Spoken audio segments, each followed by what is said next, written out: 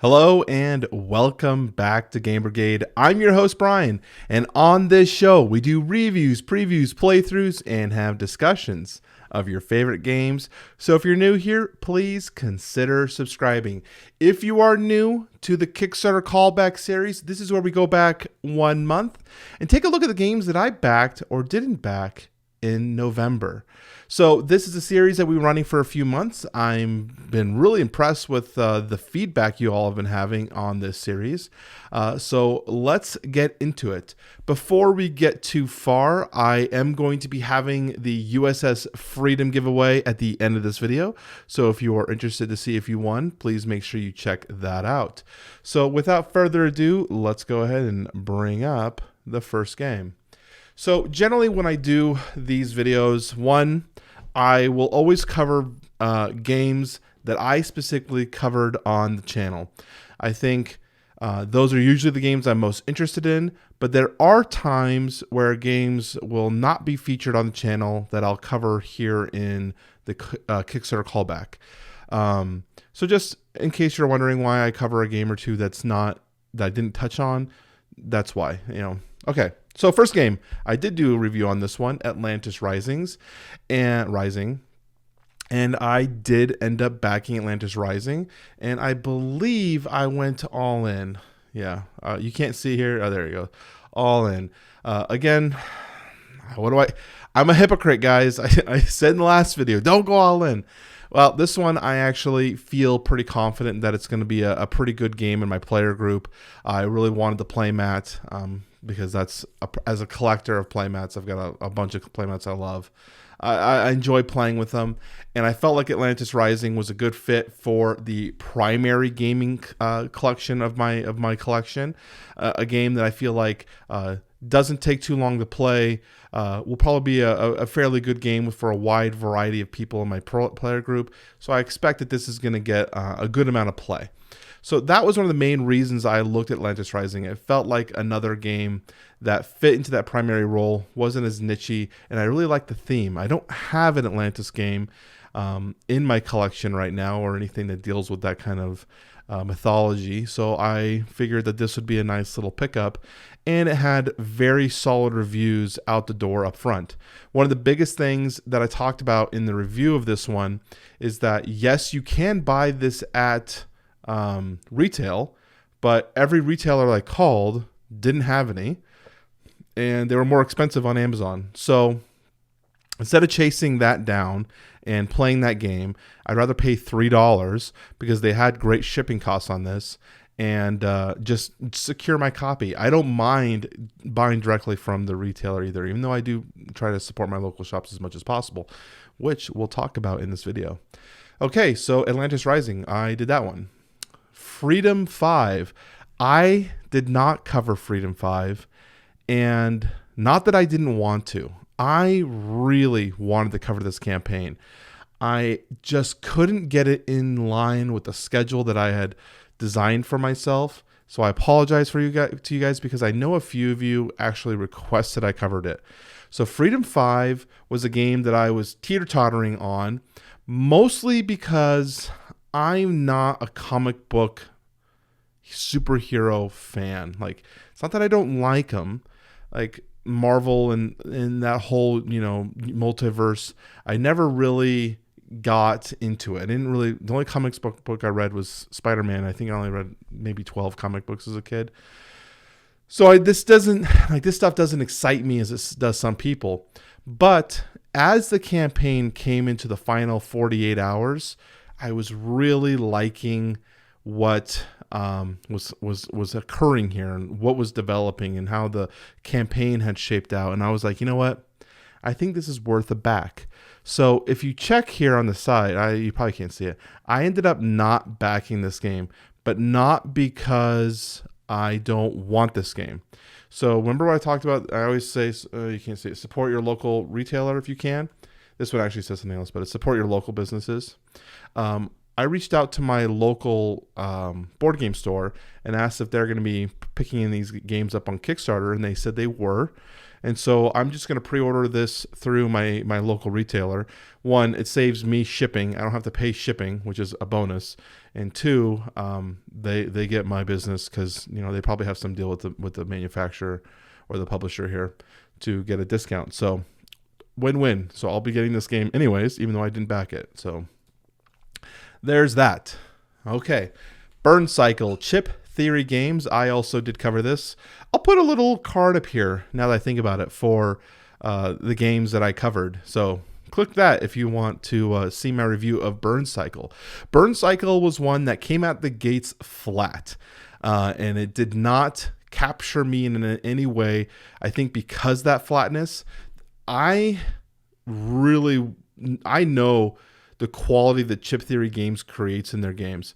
So up front, I don't think what we were seeing with the prototype was a good representation of what this game was going to be. But it didn't grasp me enough, and the theme was interesting, but not enough. And I was like, yeah, I want this game, and I want to pay $150 for this game. So I decided not to back Burncycle. And really, I really want to play the last Chip Theory games that I backed, which I haven't gotten yet, to really solidify my thoughts on Chip Theory. So until I get that game in, I'm probably holding off on Chip Theory games for a while because they are so expensive. I really want to get the flavor in. What was that? Cloudspire? I think it's Cloudspire. And I really feel like they should have, and this, I think I mentioned this in review. I feel like they should have had Cloudspire shipped by now before Burncycle releases. That way people get hyped up on Chip Theory games again. The reviews are coming out. People can say whether the game's good or bad, and that could hopefully help Chip Theory games. I feel like they were a little early on this, especially because they didn't have their art assets in line. So Burncycle, I skipped. Bardsung, late pledge is available. You can't see that here because my face is in the way. Maybe I should move here. Let's do some editing. I can't do it here. I was going to move my face, but it won't work. We'll make that change for the next callback series. So that way you can actually see things. So late pledge is available for Bardsung. Bardsung was one that I also have been teeter-tottering on. My local game store is backing this one, but I'm not even sure if I'm going to be buying it with them backing it. So Bardsung was one that I was a no on it, and then I was a yes on it, and then I was a no on it. And in the last 20 hours, I really hemmed and hawed on if Bardsung was a game for me.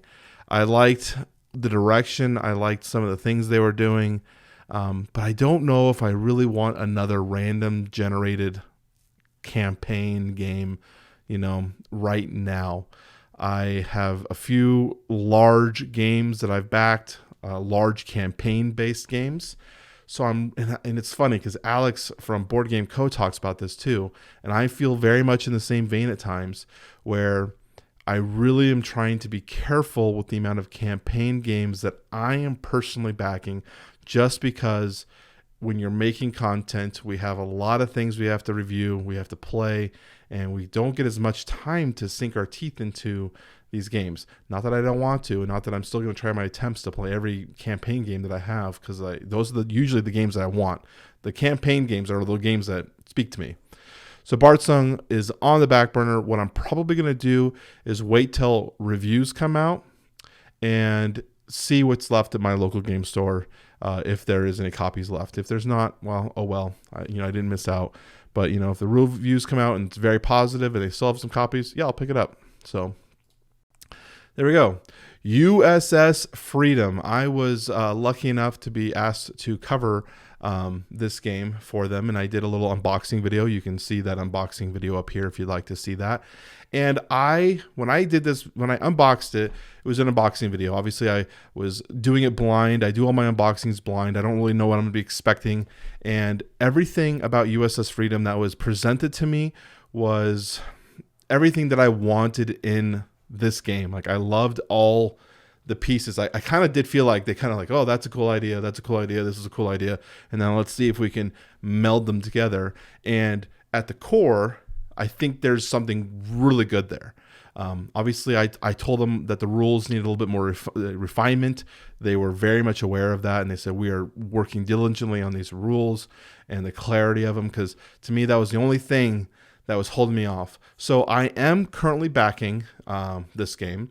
I'm excited for it, and I asked if we would be able to get a copy for a viewer, which one of you guys will be winning this as well. So good job there, because I do think this is a great game, and I really want to support these newer companies with my support. If I feel like there is a good game, so I think I've reiterated that like 50 times.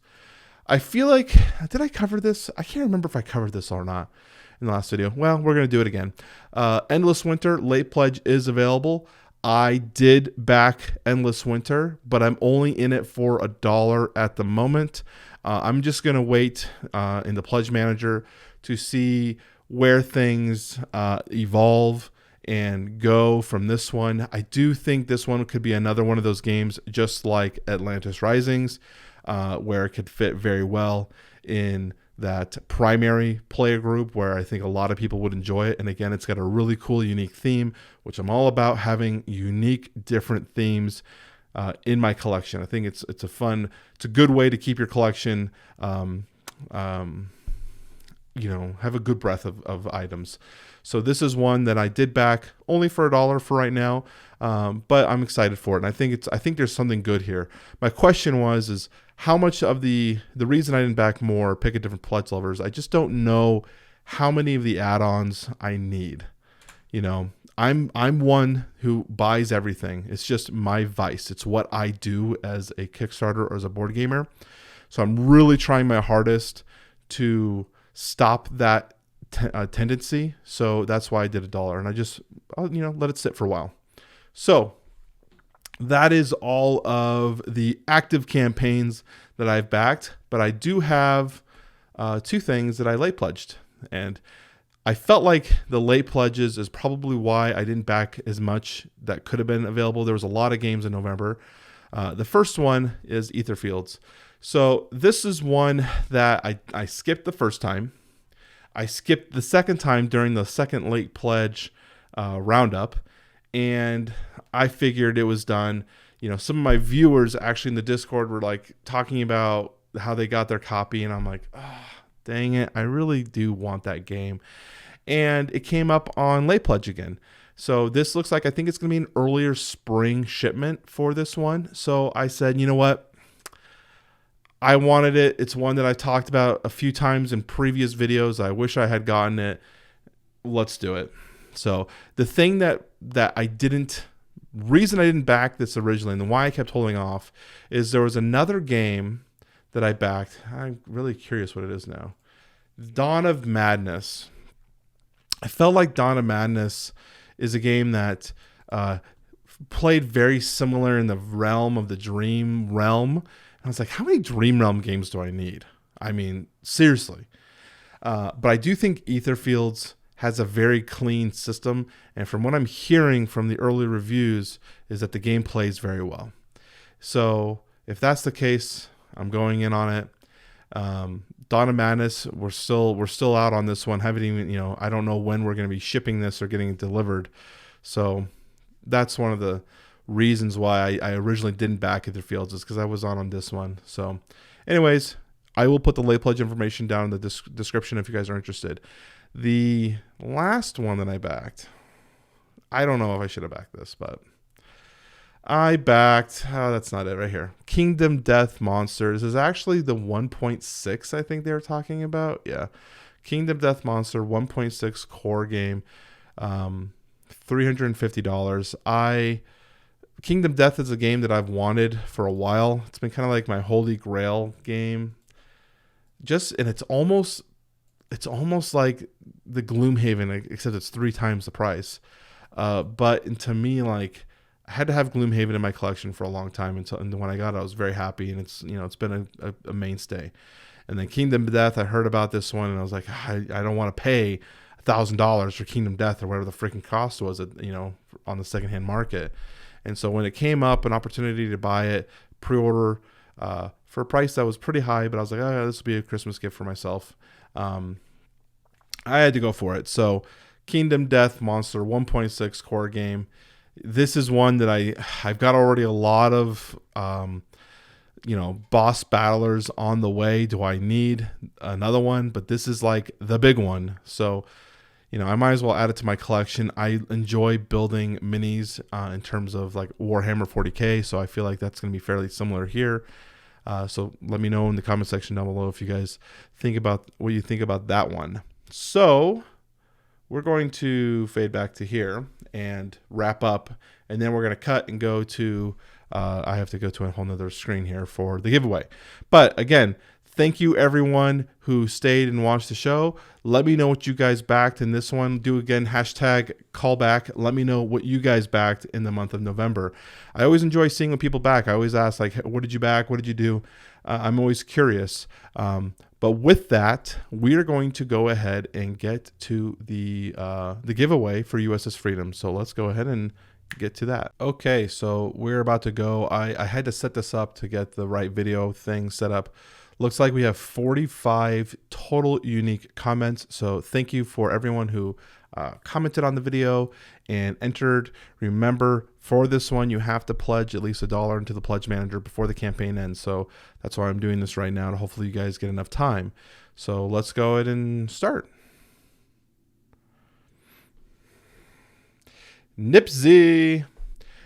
He's got a few things. So he says USS Freedom would be well worth $1.